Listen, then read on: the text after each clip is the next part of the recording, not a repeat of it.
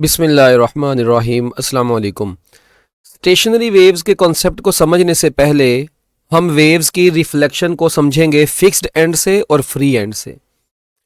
Last lecture में भी हमने इस चीज़ को डिस्कस किया था कि अगर कोई वेव रेयर मीडियम में मूव करती हुई किसी डेंसर मीडियम की बाउंड्री से जाके टकराती है तो उसके अंदर 180 डिग्री का फेस शिफ्ट आता है, और अगर कोई डेंसर मीडियम में मूव करती हुई जाके रेयर मीडियम की बाउंड्री से टकराती है तो उसके फेज़ में कोई चेंज नहीं आता, यानी उसका क्रस्ट क्रस्ट ही रहता है, ट्रफ ट्रफ ही रहता है। जबकि कोई रेयर मीडियम में वेव मूव करती हुई डेंसर मीडियम की बाउंड्री से जाके टकराए तो वापस जब वो आती है तो उसमें 180 का फेज शिफ्ट होता है और क्रस्ट ट्रफ में कन्वर्ट हो जाता है। इस चीज़ को हम देखते हैं एक एग्जाम्पल की मदद से। देखें, हमने यहाँ पर एक ये है हमारे पास एक फिक्स्ड एंड, ये जो आपको नज़र आ रहा है यहाँ पे ये फिक्स्ड एंड है, और यहाँ से ये एंड से हम एक पल्स जनरेट करवाएंगे।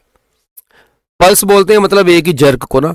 तो ये देखें, जैसे ही मैंने यहाँ पे एक जर्क पैदा की, आप देखें ज़रा हुआ क्या था। अगर आपने गौर से देखा हो, ये दोबारा देखिएगा, क्रस्ट जाएगा, ये क्रस्ट गया, जब उधर जाके टकराया तो ट्रफ बन के वापस आया था। ऐसा ही है। अच्छा, मैं इधर से डैम्पिंग को ज़रा लो कर देता हूँ, थोड़ा सा और डैम्पिंग बिल्कुल ख़त्म कर देते हैं, फिर एग्जैक्ट बन जाएगी। ये देखें, क्रस्ट जा रहा है, ट्रफ बन के वापस आ रहा है, क्रस्ट जा रहा है, ट्रफ बन के वापस आ रहा है, क्रस्ट जा रहा है, ट्रफ बन के वापस आ रहा है। तो ये है reflection of the wave from fixed and. अगर मैं इसको ऑसिलेट करवाता जाता हूं कंटिन्यूसली तो ये आप देखें, ये क्या हो रहा है। अगर आप लोग थोड़ा गौर से देखें, आप लोगों को नजर आ रहा है कि ये क्रस्ट जो था, ये क्रस्ट जाता था, ट्रफ बन के वापस आता है, क्रस्ट जाता है, ट्रफ बन के वापस आता है, क्रस्ट जाता है, ट्रफ बन के वापस आता है। ठीक है, ले जी, ये तो बात हो गई हमारे पास फिक्स्ड एंड की। अच्छा, अगर अब हम बात करते हैं लूज एंड की, ठीक है, रेयर मीडियम है यहाँ पे, अब ये लूज एंड है।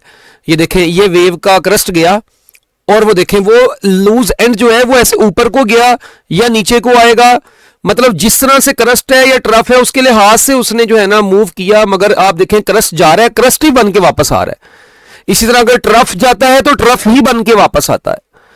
तो ये थी reflection from loose end. Stationary waves generate करवाने के लिए हमें लूज एंड की जरूरत नहीं पड़ती, हमें एक एंड पे फिक्स्ड एंड की ही जरूरत पड़ती है। तो हम जरा दोबारा से इसको फिक्स्ड एंड वाला ही बना लेते हैं।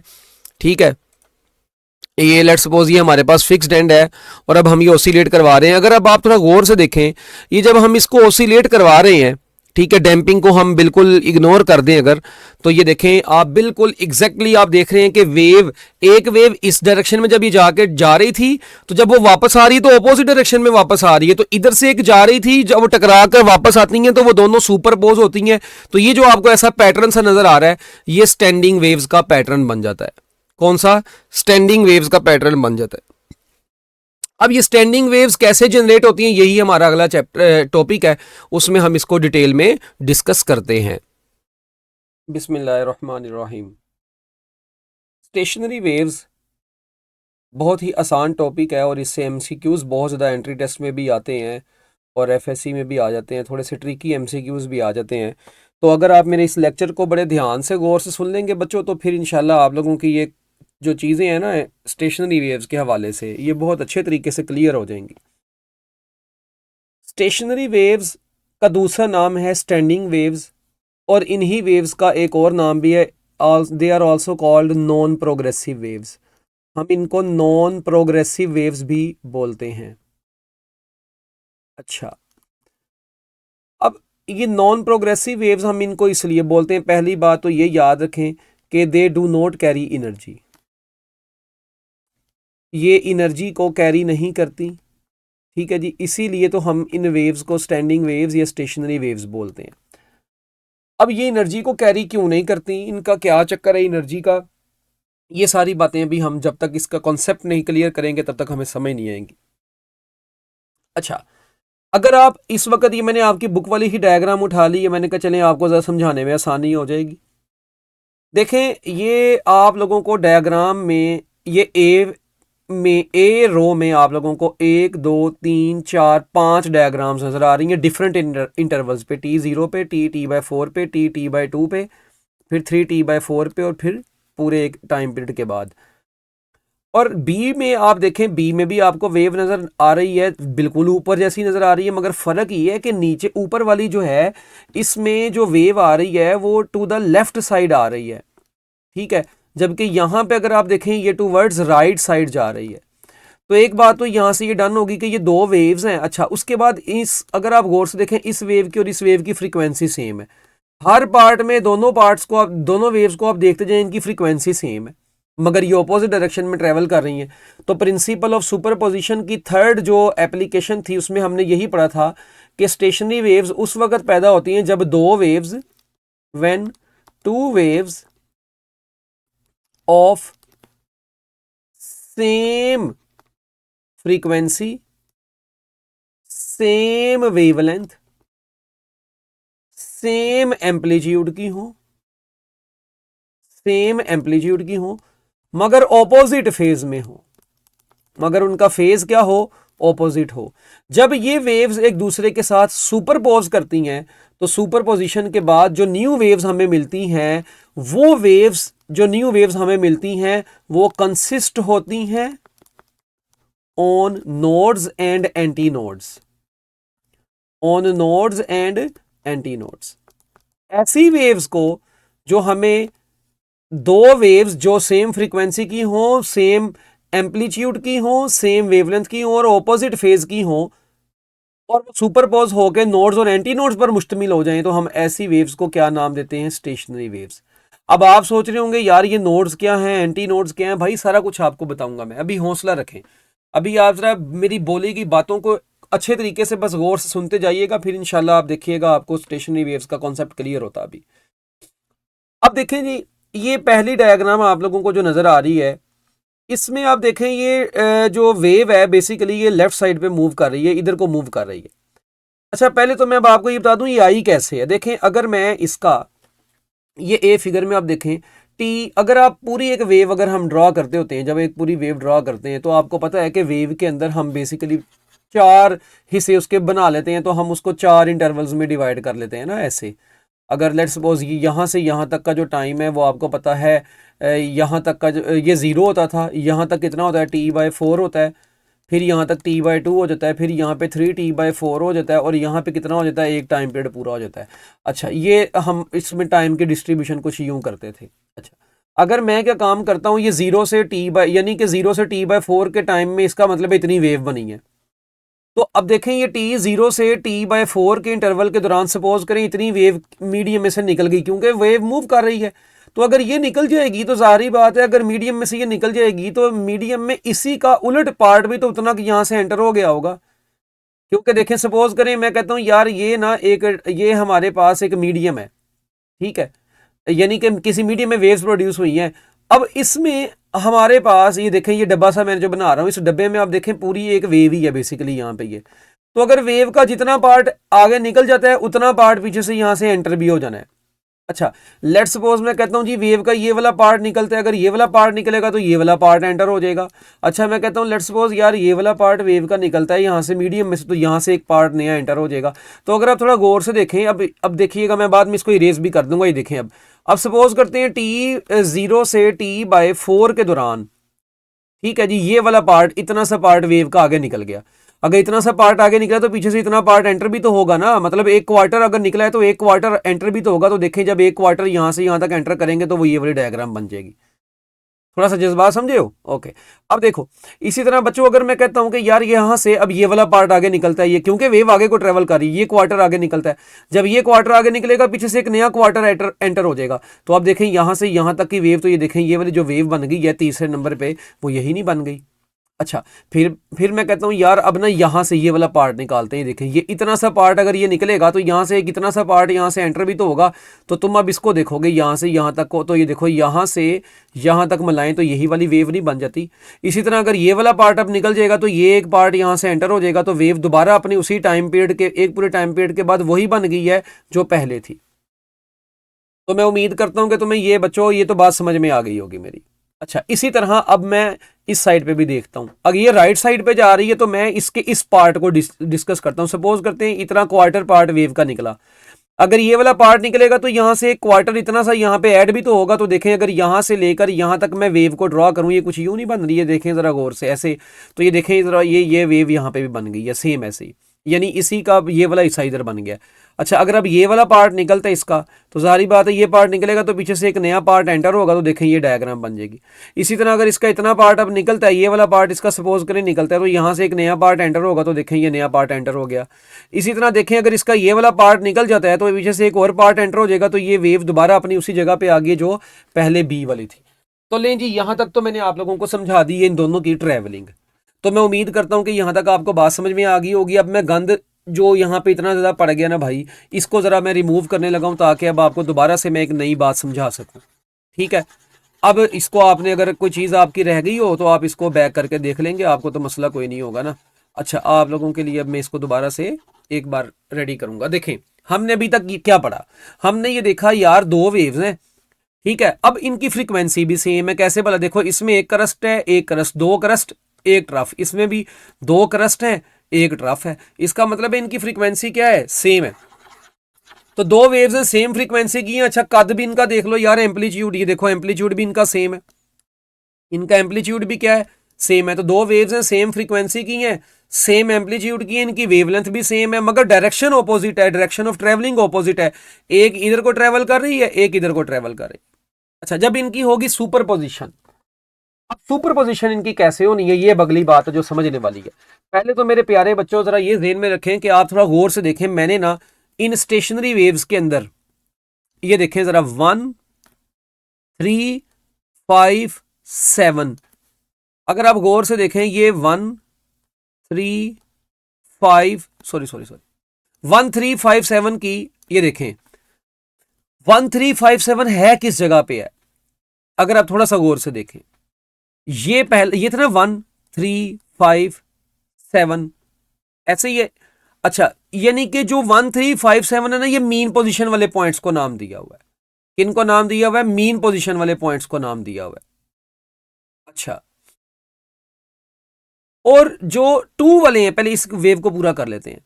और जो ये देखें ये 2 है, ठीक है, इसी तरह ये 4 है और ये 6 है। अगर मैं यहाँ पे आपके सामने एक वेव दोबारा से नीचे करके ऐसे बना देता हूँ, तो अगर आप थोड़ा सा गौर से देखें तो हमने बेसिकली किया ये हुआ है कि इसको हमने नाम दिया हुआ है 1 3 5 7 का। अच्छा, और ये जो है ना पॉइंट, ये इसको हमने नाम दिया हुआ है 2 4 और 6 का। ओके, इसी तरह जो आप लोगों को ये अगली वेव नजर आ रही है, अब इस अगली वेव के अंदर अगर आप थोड़ा गौर से देखें तो अगली वेव में आप लोगों को क्या नजर आएगा जी, अगली वेव में आप लोगों को ये जो पॉइंट ऐसा नजर आ रहा है, ये वाला, ये देखें ये दूसरी वेव आपको ऐसी नजर आ रही है, ये। अच्छा, अब इसमें अगर आप गौर से देखें तो ये वाला पॉइंट अगर क्या हो, लेट्स सपोज ये वाला पॉइंट 1 है। अच्छा, ये ऐसे हम बना लेते हैं, ठीक है। ये क्या है, अगर ये 1 है लेट्स सपोज, ठीक है जी, तो ये 2 है, ये 3 है, ये 4 है, ये 5 है, ये 6 है, और ये आपने कह दिया जी 7 है, ठीक है। यानी ये 7 वाला पॉइंट, ये 6 वाला, ये 5 वाला, ये 4 वाला, ये 3 वाला, ठीक है, ये 2 वाला और ये 1 वाला। अच्छा, अब थोड़ा सा गौर से देखें, यानी ये 1 है बेसिकली, ये जो 1 आपको यहाँ पे नजर आ रहा है ना, ये 1 बेसिकली ये वाला पॉइंट है, यहाँ पे कंफ्यूज नहीं होना। 1, ये 2 है, इसी तरह ये 3 है, ये 4 है, ये 5 है, ये 6 है और ये 7 है। ले जी, अब तो पहले ही तो ये भी आपने देख लिया कि आपको जो पॉइंट्स हैं वो भी समझ आ गए हैं, ठीक है। अगर नहीं आए आप इसको दोबारा से बैक करके देख सकते हैं। अच्छा, हम इन पॉइंट्स को अब क्या करेंगे, हमने ना बारी बारी ए और बी के दोनों वेव्स को आपस में मिला देना है। ये हम इसको और इसको आपस में मिलाने जा रहे हैं। देखें इसमें, देखें 1 वाला पहले ही 0 पे है, यहां पे भी 1 वाला 0 पे ही है, ठीक है। यानी लेट्स सपोज यार, ये मेरे पास ना ये एक वेव है ना ये देखो, ये मैंने शो कर दी ए वाली सपोज करें, और यहाँ पे मैं एक और शो कर देता हूँ, ये थोड़ी सी इसको मैं क्योंकि डिफरेंट करने के लिए इसको मैं बढ़ा देता हूँ, ऐसे ये ले, ठीक है। अब मैं ना इन दोनों के क्योंकि पॉइंट सेम है, मैं इनको एक एक पॉइंट का ही नाम देता हूँ। लेट्स सपोज ये 1 वाला है, ये दोनों का 2 वाला है, ये दोनों का 3 वाला है, ये दोनों का 4 वाला है, ये दोनों का 5 वाला है, ये दोनों का 6 वाला है, ये दोनों का 7 वाला है। अब देखें 1 वाले पॉइंट पर रेड और ब्लू दोनों का डिस्प्लेसमेंट 0 है, तो ओवरऑल डिस्प्लेसमेंट क्या आ गया, 1 वाले पर 0 ही आ गया। अब वेव्स के डिस्प्लेसमेंट ऐड कर देते हैं।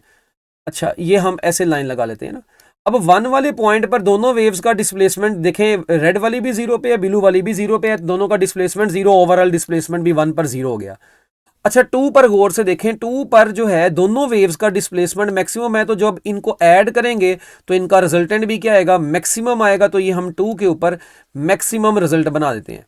ठीक है, यानी 2 के ऊपर जो डिस्प्लेसमेंट हो गया वो मैक्सिमम हो गया इन दोनों वेव्स का मिलके। फिर 3 वाले पॉइंट के ऊपर आप देखें दोबारा से दोनों वेव्स का डिस्प्लेसमेंट ऐड अप होकर 0 आ रहा है, तो ये 3 वाले का 0 आ गया। फिर आप 4 वाले पर देखें, 4 वाले पर दोनों का डिस्प्लेसमेंट नेगेटिव मैक्सिमम में, इसका मतलब है कि ओवरऑल रिजल्ट भी जो होगा वो नेगेटिव मैक्सिमम ही आएगा। तो ये हमने इसका एरो भी नीचे को कर दिया नेगेटिव में। फिर 5 वाले पर दोबारा से आप देखें दोनों का डिस्प्लेसमेंट 0 है वेव्स का, तो लिहाजा 5 वाला पॉइंट दोबारा 0 पे रहा। 7 वाले को भी 0 पे ही करने, मगर जो 6 वाला है वो सेम उसी रूल के मुताबिक आप देखें, ये 6 वाले पर दोबारा वेव्स दोनों एड अप होके लार्ज एम्पलीट्यूड बना रही हैं। तो अगर अब आप थोड़ा गौर से यहाँ पर देख लें तो आपको नजर आ रहा है कि स्टेशनरी वेव्स के ऊपर ही कुछ पॉइंट्स आपको नजर आ रहे हैं 1, 3, 5, 7 वाले जो रेस्ट पे हैं, जबकि ये 2, 4 और 6 वाले अगर आप पॉइंट देखें तो ये रेस्ट पे नहीं है। 2 और 6 अपवर्ड डायरेक्शन में है, जबकि 4 जो है वो डाउनवर्ड डायरेक्शन में। इसका मतलब ये ऑसिलेट कर रहा है, ये ऐसे अप एंड डाउन ऑसिलेट कर रहे हैं। इसका मतलब है कि स्टेशनरी वेव के ऊपर कुछ पॉइंट आपको ऐसे नजर आते हैं जो रेस्ट पे होते हैं, और कुछ पॉइंट ऐसे होते हैं जो वाइब्रेट कर रहे होते हैं। अच्छा, ये तो हो गई, हमने पहली डायग्राम को देख लिया। अगर हम इस डायग्राम को देखें, दूसरे नंबर वाली डायग्राम को, तो दूसरे नंबर वाली डायग्राम में अगर आप थोड़ा गौर से देखेंगे ना, तो ये वेव ऐसे ऊपर से ऐसे नीचे से ये ऐसे आ रही है, और जो दूसरी वेव है वो थोड़ी ऐसे बनी हुई है। अच्छा, अब आप देखें यार, ये अगर इसका 1 वाला पॉइंट है, ये इसका 1 वाला पॉइंट है, अब मुझे बताएं इसका 1 वाला पॉजिटिव मैक्सिमम डिस्प्लेसमेंट में, और इसका 1 वाला पॉइंट, इसका ये 1 वाला पॉइंट नेगेटिव मैक्सिमम डिस्प्लेसमेंट में।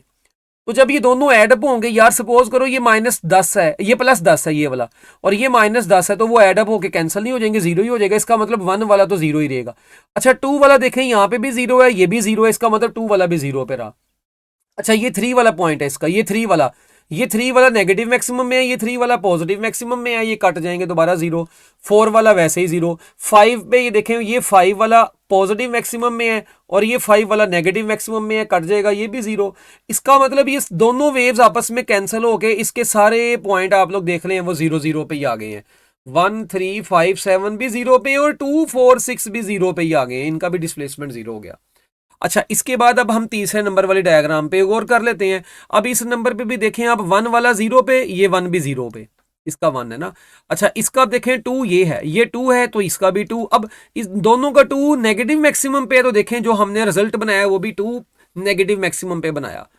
अच्छा, पहले तो आप देख लें, फिर 3, 5 और 7, 3, 5, 7 ये 0 ही पे रहने हैं यार। 3, 5, 7 इसके भी 0 है, उसके भी 0, तो देखें ये 0 पे ही रहे। अच्छा, फिर इसमें देखें अब 4 वाला ऊपर को है, ये इसका भी 4 वाला ऊपर को है, तो दोनों का ओवरऑल रिजल्ट भी ऊपर को बन गया। इसमें 6 वाला नीचे को है, इसमें भी 6 वाला नीचे को, तो ओवरऑल रिजल्ट भी नीचे को बन गया। फिर इसके बाद अगर हम यहाँ पे अब गौर से देख लें, इस डायग्राम में देखें, दोबारा ये कैंसिल हो जानी है, और इसकी कंडीशन दोबारा वही बन जानी जो पहले वाली बन जानी है। तो लो जी, यहाँ से अब हमने क्या रिजल्ट निकाल लिया भाई लोगों, यहाँ से प्यारे बच्चों रिजल्ट ये निकला है कि दो वेव सेम डायरेक्शन में ऑपोजिट डायरेक्शन में ट्रेवल कर रही हैं, मगर सेम फ्रीक्वेंसी की और सेम एम्पलीट्यूड की हैं। तो जब ये सुपरपोज होती हैं तो इनका रिजल्ट जब हमने देखा ना, ये जो रिजल्ट हम देख रहे हैं, इस रिजल्ट में आप देखें कि 1, 3, 5, 7, 1, 3, 5, 7 ये वो पॉइंट्स हैं जो हमेशा ऑलवेज एट रेस्ट हैं। तो जो पॉइंट ऑलवेज एट रेस्ट है, यानी इनका डिस्प्लेसमेंट 0 है, यानी ये पॉइंट्स ऑफ 0 डिस्प्लेसमेंट है। ये क्या है? Points of 0 displacement. तो याद रखिएगा, जो पॉइंट्स 0 डिस्प्लेसमेंट के होते हैं, हम उन पॉइंट्स को स्टेशनरी वेव्स के ऊपर हम नोड्स का नाम देते हैं। किन का नाम देते हैं? नोड्स का नाम देते हैं।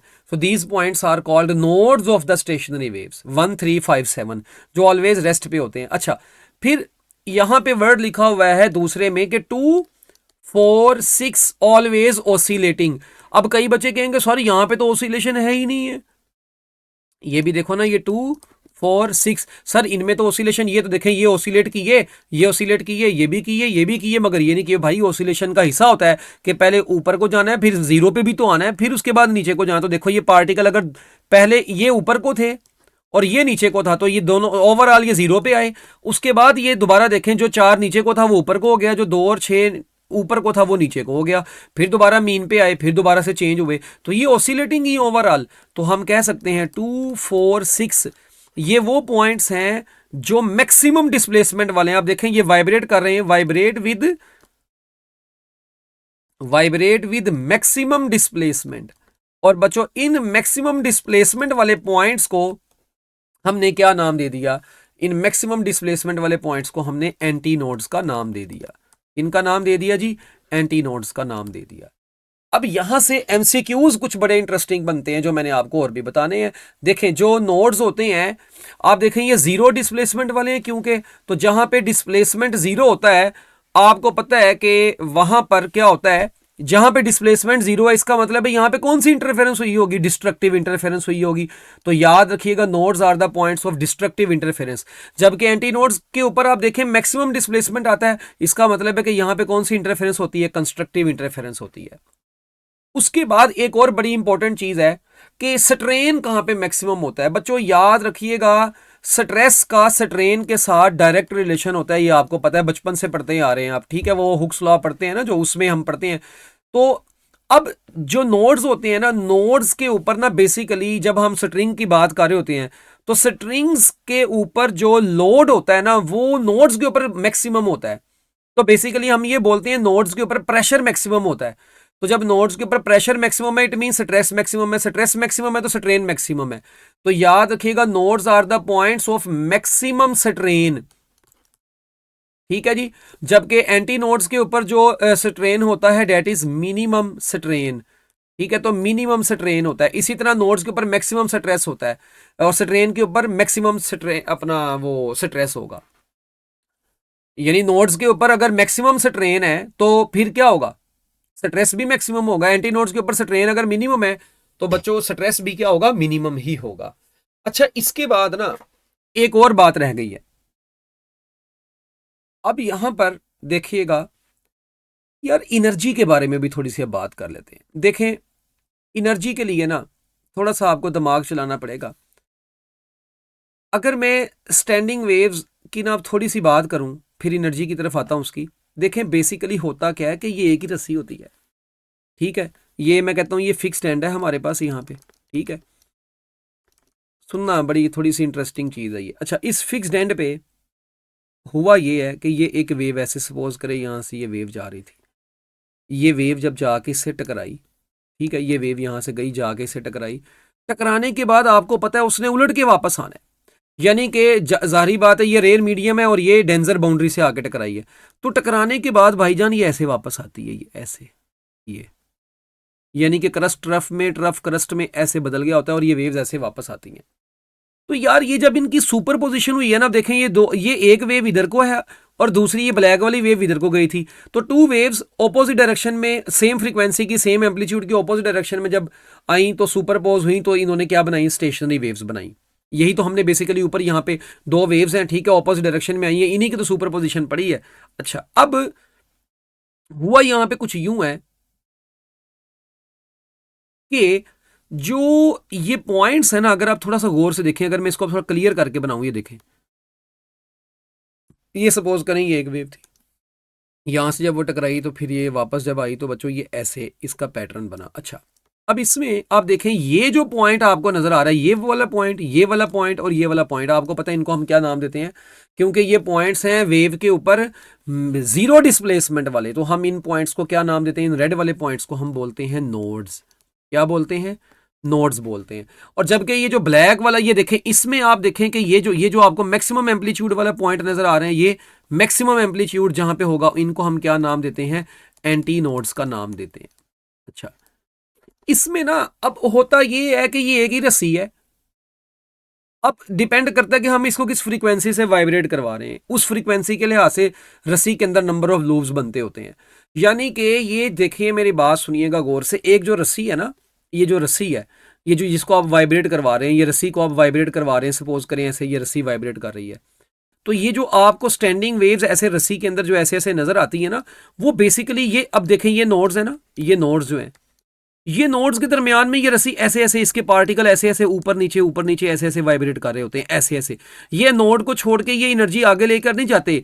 एनर्जी जो होती है दो नोड्स के दरमियान में स्टैंड रहती है, यानी कि ये पार्टिकल जो होते हैं रस्सी के अप एंड डाउन मूव कर रहे होते हैं नोड्स के दरमियान में। ये नोड्स के दरमियान में ये, अब आप देखें ये रस्सी की वाइब्रेशन इतनी तेज हो जाती है, मैं आपको अभी एंड पे वीडियो भी एक दिखाऊंगा। वो रस्सी की वाइब्रेशन इतनी तेज हो जाती है कि तुम्हें ऐसे लगता है कि पता नहीं यार ये कौन सा माहौल बन गया, एक ही रस्सी के अंदर ये वेव्स पैदा हुई होती हैं। हाँ, उस रस्सी के जो पार्टिकल है वो ऐसे इतनी तेजी से अप एंड डाउन मूव कर रहे होते हैं, इतनी तेजी से अप एंड डाउन मूव कर रहे होते हैं कि हमें वो बेसिकली पूरा जो है ना वो रस्सी ऐसे नजर आती है कि भाई पता नहीं दो रस्सियां हैं, एक इधर को मूव कर रही है और दूसरी इधर को मूव कर रही है। हालांकि वो ऐसा नहीं है, एक ही रस्सी के अंदर ये इतनी तेजी से बन रहे होते हैं कि ये लूप्स हमें ऐसे बस क्लियर करके दिखाई देते हैं। अब इसमें जो नोड्स हैं और एंटी नोड्स हैं, अब देखिए मैंने बताया एनर्जी जो होती है, ये जो पार्टिकल्स होते हैं ना रस्सी के, ये पार्टिकल आगे आगे नहीं जाते, बल्कि ये पार्टिकल ऐसे ऊपर नीचे मूव कर रहे होते हैं इस रस्सी के अंदर। इसका मतलब है ये रस्सी के अंदर पार्टिकल ऐसे ऊपर नीचे मूव कर रहे होते हैं। तो जो मैक्सिमम डिस्प्लेसमेंट वाले पॉइंट्स हैं उनको हमने एंटी नोड्स का नाम दे दिया, और ये जो नोड्स होते हैं ये मैंने आपको बता दिया, ये वो पॉइंट्स हैं जो जीरो डिस्प्लेसमेंट वाले हैं। ठीक है, अच्छा अब देखें, इसका मतलब नोड्स के ऊपर तो एनर्जी की डिस्कशन ही ना कर सकते हम नोड्स के ऊपर, तो क्योंकि नोड्स है ही रेस्ट वाले पॉइंट्स हैं। अच्छा, तो जो पार्टिकल नोड्स के दरमियान में वाइब्रेट कर रहे हैं वो जब अपने एंटी नोड्स पर पहुंचते हैं ना, वो जब अपने एंटी नोड्स पर पहुंचते हैं तो एंटी नोड्स के ऊपर उस वक्त उनकी पोटेंशियल एनर्जी क्या होती है, मैक्सिमम होती है, और काइनेटिक एनर्जी उस वक्त मिनिमम होती है। और जब वो पॉइंट वाइब्रेट करते हुए ये मीन लेवल से गुजरते हैं तो उस वक्त उनकी काइनेटिक एनर्जी क्या होती है, मैक्सिमम होती है, और पोटेंशियल एनर्जी फिर क्या हो जाती है, मिनिमम। तो वाइब्रेटिंग जो जो वाइब्रेट कर रहे होते हैं ना स्टेशनरी वेव के पॉइंट्स, जो स्टेशनरी वेव जिस रस्सी में प्रोड्यूस हुई हैं उस रस्सी के पार्टिकल्स जब वाइब्रेट कर रहे होते हैं तो याद रखिएगा दो नोड्स के दरमियान में वो सिंपल हार्मोनिक मोशन परफॉर्म कर रहे होते हैं, और डिफरेंट एम्पलीट्यूड्स वाली। अब देखें यहाँ पे जो वाइब्रेशन होगी उसका एम्पलीट्यूड कम होगा, इधर जो वाइब्रेशन होगी उसका सेंटर तक जो वाइब्रेशन होगी उसका एम्पलीट्यूड ज्यादा होगा। तो स्टेशनरी वेव्स के अंदर जो रस्सी के पार्टिकल्स हैं वो एसएचएम परफॉर्म करते हैं, कुछ किसी का एम्पलीट्यूड कम है किसी का ज्यादा। तो जिसका जीरो है, जीरो एम्पलीट्यूड वाले पॉइंट्स को हमने नोड्स का नाम दे दिया, और मैक्सिमम एम्पलीट्यूड वाले पॉइंट्स को हमने एंटी नोड्स का नाम दे दिया। तो डिफरेंट एम्पलीट्यूड से ये ऑसिलेट करते हैं रस्सी के पार्टिकल जिसके अंदर ये वेव्स प्रोड्यूस होती हैं।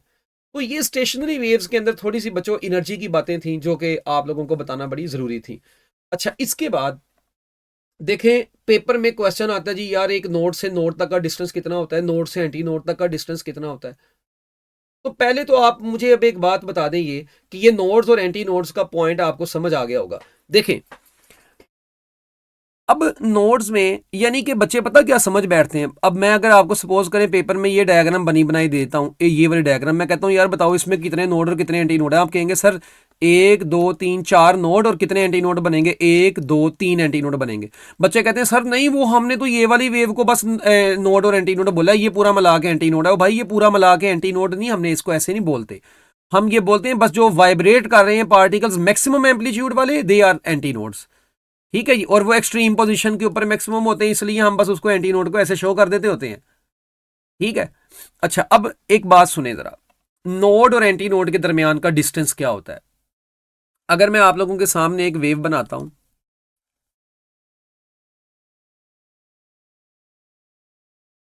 अब ये नोड और एंटी नोड की बात जरा गौर से समझनी। सपोज करते हैं जी ये मेरे पास एक वेव है, ठीक है, ये ले ये एक वेव बना दी है मैंने। ठीक है भाई, अभी नया नया इसको स्टार्ट किया इसलिए यार राइटिंग यहाँ पे बस ऐसी आती है, माजरत है भाई। अच्छा, कॉन्सेप्ट सीखो बस तुम्हें इस लिखाई से क्या है खुद ही हो जाएगी सही। ये देखें जी, ये आप लोगों को पॉइंट्स नजर आ रहे हैं। अच्छा, ये नोड्स के पॉइंट होते हैं, आपको पता है ये कौन से पॉइंट होते हैं, नोड्स के। और ये वाला पॉइंट कौन सा होता है, एंटी नोड का। Anti node anti node anti node. अच्छा, और ये वाले पॉइंट्स हैं बच्चों किसके, नोड नोड नोड नोड। अच्छा, अगर मैं आपसे कहता हूं यार एक पूरी वेव कहां तक हुई है, अगर आप थोड़ा गौर से देखें तो आप कहेंगे यार यहां से लेकर ना यहां तक ये पूरी एक वेव बनी है। यस ऐसा ही है, और इस वेव की लेंथ को आपको पता है हम वेव लेंथ बोल देते हैं। लो जी, यहां तक जो एक पूरी वेव लेंथ होगी। अच्छा, अगर ये पूरी एक वेव लेंथ है तो भाई ये क्या होगा, साफ नजर आ रहा है, ये लैम्डा, ये पूरी वेव का हाफ होगा तो ये लैम्डा बाय 2 होगा। अच्छा, अगर मैं कहता हूँ इसका भी, इसका ये यहाँ से यहाँ तक, तो इसका भी हाफ कर दो, तो लेमडा बाई टू का हाफ करोगे तो वो lambda by two divided by two मिलके जो बन जाएगा लेमडा बाई फोर बन जाएगा। तो यहाँ से एक बात पता चली कि एक नोड से एंटी नोड तक का डिस्टेंस कितना होता है, लेमडा बाई फोर होता है। एक एंटी नोड से नोड तक का भी कितना होगा, लेमडा बाई फोर ही होगा। मगर एक नोड से दूसरे नोड तक का डिस्टेंस कितना होता है, लेमडा बाई टू होता है। ठीक है, तो इसीलिए ये इसका कंसेक्यूटिव, अब यहां पे ना एक लफ्ज आता है कंसेक्यूटिव का। कंसेक्यूटिव का मतलब होता है एक के साथ वाला दूसरा। तो डिस्टेंस बिटवीन, तो हमें यहां से पता चल गया distance between two consecutive nodes या टू कंसेक्यूटिव एंटी नोड्स, यानी नोड से नोड तक का डिस्टेंस या एंटी नोड से नोड तक का डिस्टेंस जो होता है ये लेमडा बाई टू होता है। जबकि एक एंटी नोड से नोड तक का डिस्टेंस वो लेमडा बाई फोर है, या एक नोड से एंटी नोड तक का डिस्टेंस भी कितना है, लेमडा बाई फोर ही है।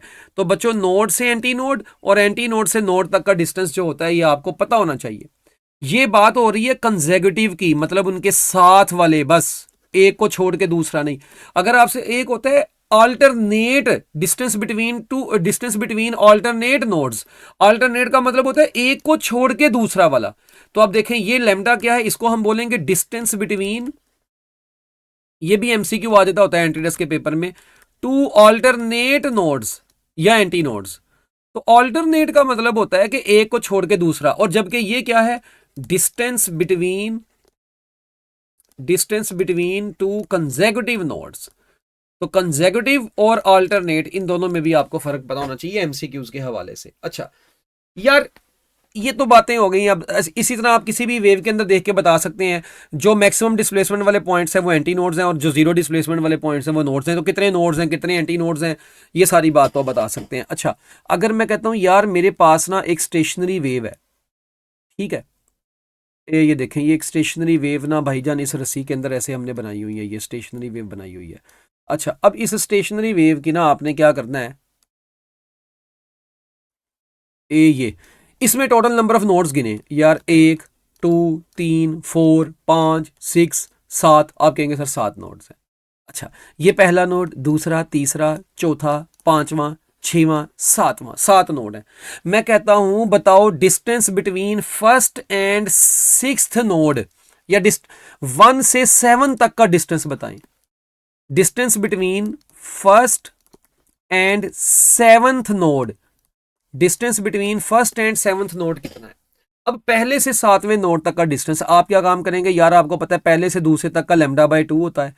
फिर आप ये लेमडा बाई टू, ये भी लेमडा बाई टू, ये भी लेमडा बाई टू, ये भी लेमडा बाई टू, ये भी लेमडा बाई टू, ये भी लेमडा बाई टू, आप 1 2 3 4 5 6 मरतबा लेमडा बाई टू ऐड हो रहा है। तो 6 मरतबा लेमडा बाई टू ऐड हुआ तो आपका आंसर आ गया जी 3 लेमडा। ऐसा ही है। अच्छा, अगर इसी तरह मैं आपको कहता भाई मुझे आप बताओ फर्स्ट एंड, अब देखें अगर मैं एक लूप और बना लेता हूं, ये लें, ये लें, अब एक लूप मैंने और बना दिया सपोज करें, अब ये क्या हो गया, 8वां नोड हो गया। अब मैं कहता हूं फर्स्ट एंड 8th नोड मुझे आप डिस्टेंस बताएं, तो आप क्या काम करेंगे, अब एक लेमडा बाई टू और आ जाएगा, आप कहेंगे यार 7 लेमडा बाई टू। ठीक है, तो आंसर कितना आ गया जी, 7 लेमडा बाई टू। कैसे वाला देखो, अब ये लेमडा बाई टू भी हो गया ना, अब 1 2 3 4 5 6 7 लेमडा बाई टू ऐड होने, तो ये 7 lambda by 7 lambda by to distance between first and 8th node. अब यार ये, इसका मतलब आप एक चीज पे जरा गौर करें, अब हो क्या रहा है, अगर आप इन दोनों पे गौर करें, शॉर्टकट निकालने जा रहे हैं हम एक, ये देखें मैंने ना लेमडा बाई टू तो दोनों में लगाया क्योंकि दो नोड्स के दरमियान का डिस्टेंस लेमडा बाई टू तो होता है। अच्छा, उसके बाद ये जो 6 आ रहा है और इधर आ रहा है 7, आप चुप करके 8 में से 1 निकालें, क्या बचता है, 7 तो बचता है, 7 में से 1 निकालें, क्या बचता है, 6 ही तो बचता है। तो ये यहाँ पे 6 लेमडा बाई टू आ गया था। अब देखो, अब देखना तुम्हारा दिमाग भी चलेगा। मैं कहता हूँ यार अब तुम पेपर में क्या आएगा, वहां पे तुम ऐसे नोट बनाओगे पागलों की तरह, है बताओ। तो अगर मैं आपसे कहता हूं पेपर में आपको सवाल आया था distance between first and 11th node, तो भाई तुम्हें जरूरत ही नहीं है, तुम्हें 11 माइनस 1 कितना होता है, 10 lambda by to, so your answer is 5 lambda. तो 5 लेमडा बन जाएगा बस उनके दरमियान में डिस्टेंस, तुम्हें क्या जरूरत है इतने पंगों में जाने की। देखो 11 माइनस 1 10 और साथ में lambda by two which is equal to 5 lambda. तुम करके देख लो, अगर तुम्हें नहीं यकीन भाई ऐसे वो बना लो मजीद आगे, ये 9 बन जाएगा, ये 10वां बन जाएगा, तो वो तुम देखो अब जब 10 बन जाएंगे तो ये कितने ऐड होंगे सारे, जारी बात है वो ये अपना ये 8 9 10 इसी तरह एक और आगे बनाओगे तुम, 11वां नोड बनाओगे, फिर तुम देखोगे अगर 11वां नोड होगा तो वो तुम्हें 10 लैम्डा बाई 2 ऐड करने पड़ेंगे। ठीक हो गया। तो जितने नोड होंगे आप याद रखें उससे एक कम, ठीक है, आप ऐसे कह लें, मतलब ये सादा जुबान में बस चुप करके जो नोड्स दिए इन दोनों का डिफरेंस लेके लैम्डा बाई 2 से मल्टीप्लाई करवाते हैं, बात खत्म। इसी तरह अच्छा ये तो होगी बात नोड्स की। चलो अब एक एक काम और करते हैं, एंटी नोड्स का देखते हैं। ये देखें एक एंटी, ये पहला एंटी नोड है, ये दूसरा है, ये तीसरा है, ये चौथा है, ये पांचवा है, ये छठवां है, ये सातवां है, ये आठवां है और ये नौवां एंटी नोड है। अच्छा मैं कहता हूँ यार पहले एंटी नोड से दूसरे एंटी नोड तक का डिस्टेंस कितना होगा? यार एंटी नोड से नोड है, नोड से नोड है, ये एंटी नोड से एंटी नोड है, डिस्टेंस तो लैम्डा बाई 2 होगा। आप कहेंगे लैम्डा बाई 2। अच्छा मैं कहता हूँ यार पहले और तीसरे के दरमियान में कितना होगा? लैम्डा बाई 2 जमा लैम्डा बाई 2, आप कहेंगे यार 2 लैम्डा हो जाएगा, लैम्डा हो जाएगा। अच्छा मैं कहता हूँ पहले और चौथे के दरमियान में कितना होगा? इसी तरह आप क्या करेंगे, 3 मरतबा लैम्डा बाई 2 ऐड कर देंगे, 3 लैम्डा बाई 2। तो बजाय ये तो ये नोड हो या एंटी नोड, अब देखें सेम आंसर होगा। मैं कहता हूं जी distance between second and 11th anti node, ये नहीं। अब तुम्हें क्या जरूरत है इतना परेशान होने की? तुम 11 में से 2 को माइनस करो, क्या बचता है? 9 9 lambda by 2, that is your answer, simple. तो दो एंटी नोड्स या दो नोड्स के दरमियान का जब भी आपसे फार्मूला पूछा होगा, आप लैम्डा बाई 2 के साथ दोनों नोड्स का डिफरेंस लगा देंगे, बस लैम्डा बाई 2 के साथ। यानी कि बस हमने अब शॉर्टकट क्या याद रख लिया कि डिफरेंस ऑफ नोड्स को मल्टीप्लाई करवा देंगे किससे? लैम्डा बाई 2 से। तो हमारे पास पता चल जाएगा कि कितना डिस्टेंस है उन नोड्स के दरमियान में। ठीक है। अच्छा अब मगर अगर पेपर में आपको आ जाए distance between first node and 7th anti node, अब देखना जरा, पहले मैं आपके सामने अब दोबारा से एक वेव बनाने लगा हूं भाई। ये मैं बातें इसलिए बता रहा हूं, ये एंट्री टेस्ट के हवाले से बड़ी इंपॉर्टेंट है। ये देखो, अगर ये मैं आपके सामने एक वेव बनाता हूं, ये लो जी बच्चों, ये लो, ये एक वेव बनाई मैंने। अच्छा ये नोड मैं यहां पर शो कर देता हूं। अब आपको नजर आ रहा है कितने नोड हैं? एक। चलो ऐसे बना लेते हैं पहले पूरी वेव ऐसे। ये लो जी, हालांकि नाम ही बनाता वो एक ही बात थी, मगर बस इसको बनाया जरा हमने, क्योंकि हमारी बुक में ज़्यादा डायग्राम्स ऐसी बनी हुई है ना, इसलिए तुम्हारे जैसे लोग परेशान हो जाते हैं फिर। ये लो 6 नोड्स हैं। अच्छा एंटी नोड कितने हैं? अब एंटी नोड अगर आप देखें तो 1 2 3 4 5। तो एक बात तो याद रखें कि जो एंटी नोड है वो नोड से एक कम है, ये भी आपको नजर आ रहा है। अगर पूरे कंप्लीट लूप बने हो ना स्टेशनरी वेव के ऊपर, कंप्लीट लूप बने हो, तो याद रखिएगा, देखिए अब लूप कितने हैं? 1 2 3 4 5 लूप होंगे। तो याद रखिएगा अगर लूप 5 होंगे तो नोड एक ज्यादा होगा, तो 6 नोड होंगे। ठीक है, और जितने लूप होंगे, ठीक है, उतने ही एंटी नोड होंगे। ठीक हो गया। अच्छा ये तो आप लोगों को यहाँ पे ये एमसीक्यू पूछा जा सकता है, डायग्राम बना के वो आपसे पूछ सकते हैं बताओ भी इसमें कितने लूप्स हैं, कितने नोड हैं, कितने एंटी नोड हैं, ये आप बता सकते हैं। अच्छा मेरा क्वेश्चन ये है कि यार पहले नोड से लेकर 4th एंटी नोड तक का डिस्टेंस बताएं। पहले नोड से 4th एंटी नोड के दरमियान का डिस्टेंस। अब देखें, आप देखें यार 4th एंटी नोड से पहले 4th नोड आ गया हुआ है। जिस तरह देखें फर्स्ट एंटी नोड से पहले फर्स्ट नोड आ गया हुआ था, सेकंड एंटी नोड से पहले सेकंड नोड आ गया होता है। इसी तरह 4th एंटी नोड से पहले इट मींस 4th नोड तो आ गया होगा। तो तुमने पता क्या काम करना है? देखो सवाल तुम्हें ये आया पेपर में, distance between first node and 4th anti node. अब तुमने परेशान नहीं होना वहां पे। तुम देखो यार 4th एंटी नोड से पहले 4th नोड तो होगा ना। अच्छा तुम चुप करके पहले यहां तक का डिस्टेंस निकाल लो। तो बताओ मुझे पहले और चौथे नोड के दरमियानी डिस्टेंस को क्या बोलेंगे? 4 - 1 इंटू लैम्डा बाई 2। अच्छा ये कितना आ गया जी? ये आ गया 3 लैम्डा बाई 2। बस इसमें आप चुप करके ऐड कर देंगे। देखें अब क्योंकि ये एंटी नोड से नोड तक का जो डिस्टेंस होता है वो तो लैम्डा बाई 4 होता है, तो आप इसमें लैम्डा बाई 4 ऐड कर देंगे। एलसीएम लोगे नीचे 4 आ जाएगा। ठीक है, ऊपर क्या बन जाएगा? अगर एलसीएम ले लोगे तुम तो भाई नीचे आ गया 4, तो ऊपर ये बन जाएगा 4, जब इधर आएगा तो ये बनेगा 2 6 लैम्डा जमा लैम्डा। तो आपका आंसर कितना आ गया जी? 7 लैम्डा बाई 4 आ गया। ठीक है, अब इसका मतलब ये हुआ कि यार तुमने कुछ भी नहीं ऐसा करना। अब ये लैम्डा बाय 4 क्यों ऐड किया, बस ये मुझे बताओ। ये लैम्डा बाय 4 इसलिए ऐड किया हमने क्योंकि हमने ये लिखा है पहले और चौथे नोड का, तो एंटी नोड से फिर आगे ये भी तो डिस्टेंस मजीद ऐड करना है। अब देखो लेट्स सपोज मैं कहता हूं distance between third node and 11th anti node, ये लो। तुमको परेशान होने की जरूरत नहीं है भाई, तुम क्या काम करो, 3 नोड और 11वां नोड पहले देख लो। तो 11 माइनस 3 कितना हो गया 8, 8 लैम्डा बाई 2 जो कि आ गया 4 लैम्डा। अच्छा अब इसमें ऐड कर दो लैम्डा बाई 4 मजीद, बस बात खत्म। तो ये कितना आंसर आ जाएगा जी 17 लैम्डा बाई 4। कितना बन जाएगा एलसीएम लेने के बाद, तो लो जी ये आपका 17 लैम्डा बाई 4 ही आ गया। तो बच्चों इस तरीके से आप किसी भी नोड से एंटी नोड से नोड तक का डिस्टेंस बहुत आसानी से निकाल सकते हैं। तो मैं उम्मीद करता हूं कि आपकी किताब में जो जो बातें स्टेशनरी वेव्स के बारे में लिखी हुई हैं वो आपको सारी समझ आ गई होंगी। अब इंशाल्लाह हम अपने नेक्स्ट लेक्चर में देखेंगे कि स्टेशनरी वेव्स किसी भी स्ट्रेस स्ट्रिंग के अंदर प्रोड्यूस कैसे होती हैं, उसका क्या चक्कर है। ये सारी बातें अब हम अपने नेक्स्ट लेक्चर के अंदर करेंगे। बेस्ट ऑफ लक, अल्लाह हाफिज़।